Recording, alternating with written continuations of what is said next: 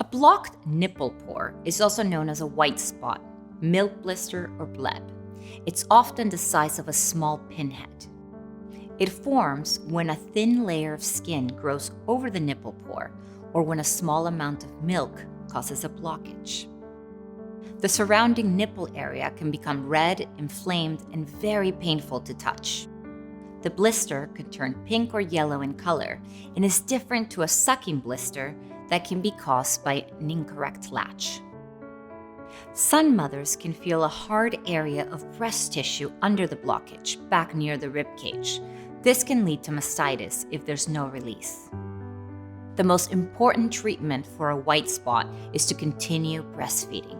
Try switching positions to see if the sucking removes the blockage naturally.